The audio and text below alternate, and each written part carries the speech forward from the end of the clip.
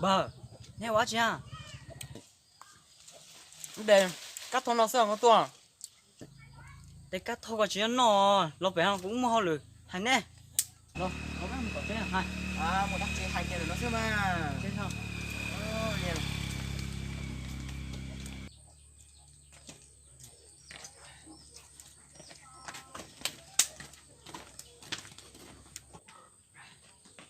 Nhỏ tao cũng cùng gạt tao bé giỏi cho. Chú mà nó cắt thôi liền.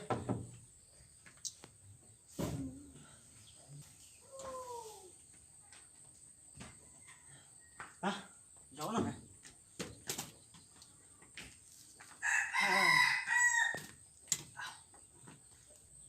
Coi mua đắc chế chả có hướng chẳng luôn à. Ô, của khu này nó nói kìa.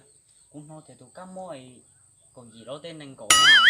Chúng mua lọ hành tủa nó đấy. Ô, liền do chả nó bé tí bao đắc chế na. Ô, hãy cho tụi cam mốc cậu chua là xin anh cậu nó mà. Nhưng trái cờ giờ nó thiếu xe. Giờ thì nét bộ dung liệt cũ nó chè bé một tá tên cho kê sức tiệt. Có lửa hành hung cho tụi tao bé rồi nó. Bé thì chỉ mua mò chứ. Thế nên xài chả sữa. Ô, còn lì là cu giống ấy mà. Để số con này.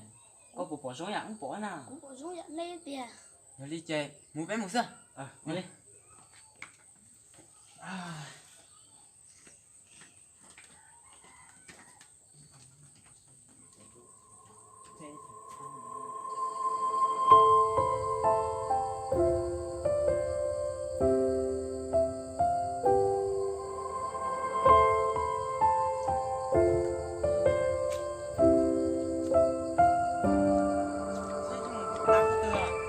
À, cái chuột nó sẽ là Cái chú nó sữa.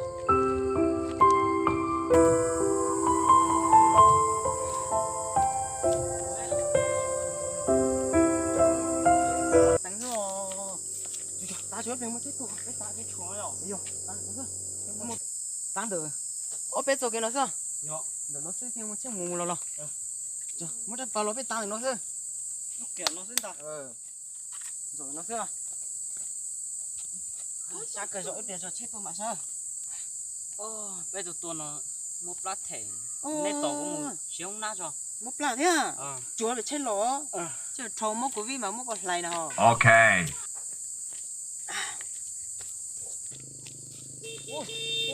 Chết tôi.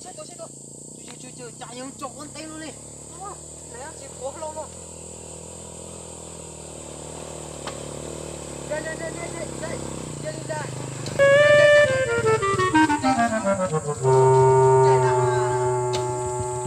Này một đã chơi. Ô, mình lên trên này chụp ảnh thôi mà. Cho nó nhỏ chưa? Nhá là nó tay ồ. Ô, Cắt trâu là cái gì đây? ô, chả chỉ có hai chả nó. Ô, hay kêu lung ló đó hai kia lùng đồ thế à? Ô, chỉ có lùng đồ à, mông thế nào? Cho mình đi đi. Ô, chỉ có à, ngoài yêu lối chả có lỗ luôn. Tí luôn đi.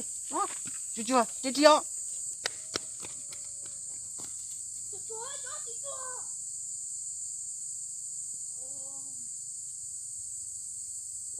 Mất ra rồi. Chó chưa? cái chỗ chỉ hay lung tóc chơi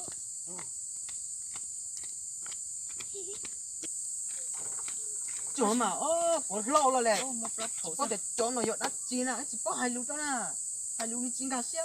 Hai lũ chỉ tao thôi chè. Có tuổi còn tôi xí có hai trâu sẽ hình cầu phong. của hai trò. Hai chú đó mà cho à.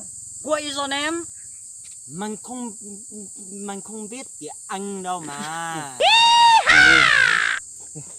Chúng nó nhọt lũ đắt chi nè. Chó. Con nó sẽ có nòng của tao dọn đắt chi à. Ô, tên lũ đó chà. Ô, giờ hai chả nó. Ô, có tuổi cần tôi xí nè, con nhớ có tí buồn muốn nhìn to đi nó cho con cần tôi. Có chỉ bao thế à. Okay. Ô, chỉ tao có. Quên một cái bên nó này khu tùa này, khu chỗ lột chế thế này.